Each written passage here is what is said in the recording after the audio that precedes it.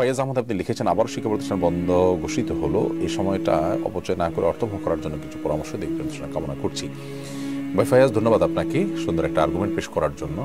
শিক্ষা প্রতিষ্ঠান আবারও 2 সপ্তাহের জন্য বন্ধ হওয়ার ঘোষণা আমরা শুনতে পেলাম, জানতে পেলাম। এই পরিস্থিতিকে সামনে রেখে আমরা বোধহয় অভিভাবকদেরকে বলতে পারি যে ঠিক পূর্বের মতো, অর্থাৎ গুরুকেন্দ্রিক শিক্ষা ব্যবস্থা এবং হোম স্কুলিং যেটাকে আমরা বলতে পারি, সেটা বোধহয় আমাদের আবারও শুরু করা উচিত। অনলাইনে হয়তো ক্লাস শুরু হয়ে যাবে, অনলাইনে ক্লাসের চাইতে যদি আমরা হোম স্কুলিং করতে পারি তাহলে সেটা হবে আমাদের শিক্ষার্থীদের জন্য অনেক বেশি কল্যাণকর।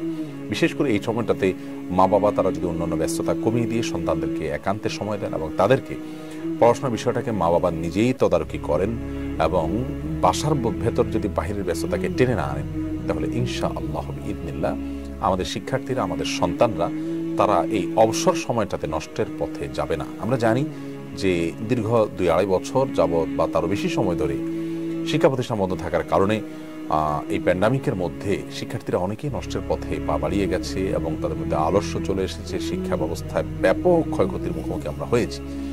তো এই যে একটা বিপদ, এই যে একটা সমস্যার মধ্যে আমরা জর্জরিত, বিশেষ করে আমাদের শিক্ষার্থীরা অন্যান্য সেক্টরের মানুষের মতোই ক্ষতিগ্রস্ত, বরং কোনো দিক তারা আরও বেশি।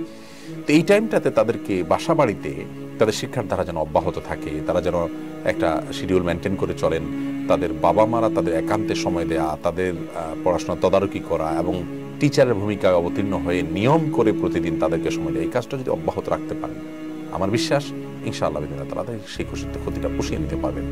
সেই সাথে বাসা বাড়িতে যদি টিচার রেখে হলেও তাদের এই পড়াশোনার ধারাটা অব্যাহত রাখতে পারেন, সেটাও হবে ইনশাআল্লাহ উপকারী। আর যদি ছেড়ে দেওয়া হয় এবং তথাকথিত আপনার অনলাইন ক্লাসের নামে, অনলাইন ক্লাস তো ঠিক আছে, কিন্তু অনলাইন ক্লাসের নামে যদি অনলাইনের সাথে এবং এই সমস্ত ডিভাইসের সাথে সন্তানদের আপনার যোগসাজশ করে দেওয়া হয় এবং সেগুলো ব্যবহার করার জন্য মুক্ত সুযোগ তাদেরকে দিয়ে দেওয়া হয়, তাহলে সেক্ষেত্রে তারা কিন্তু বিপথগামিতার পথে চলে যেতে পারে। এই ভয়টা অনেক বেশি এবং ইতিমধ্যে অনেকে ক্ষতিগ্রস্ত হয়েও গেছেন।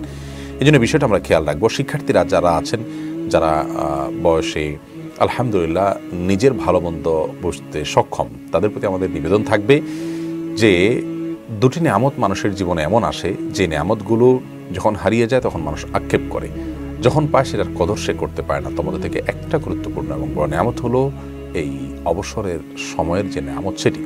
অতএব আমরা সুযোগ পেয়েছি স্কুল বা কলেজ বা ইউনিভার্সিটিতে যেতে হচ্ছে না বা যাওয়ার সুযোগ পাচ্ছি না, যেভাবেই বলি, এই সুযোগটাকে আমরা যদি কাজে লাগিয়ে এখন থেকে সুন্দর করে প্ল্যান করি যে আমি এই সময়টাতে কোরআনে কারিমকে একটু সময় দিব, আমার যে রুটিন পড়াশোনা আছে সেটার জন্য আমি শিডিউল করে রীতিমতো চার্ট মেনটেন করে আমি পড়াশোনা করব এবং আমার যে যে দিকগুলোতে দুর্বলতা আছে, অ্যাজ এ মুসলিম আমরা অনেক দিক থেকে পিছিয়ে আছি, আমি কোরআন এবং সুন্নাহ সম্পর্কে যথেষ্ট ধারণা নেই, কোরআন শরীফটা আমার পড়াটা শুদ্ধ না, এরকম অনেক ত্রুটি আছে, সেই ত্রুটিগুলোকে পুষিয়ে নেওয়ার জন্য সুন্দর পরিকল্পনা করতে পারি এবং সৎসঙ্গ আমরা অবলম্বন করব। অনলাইনে ক্লাস হলে সে ক্লাসের সুবাদে যদি আমরা অনলাইনে সময় অপচয় করি তাহলে আর কেউ নয়, ক্ষতিগ্রস্ত হব আমরা নিজেরাই।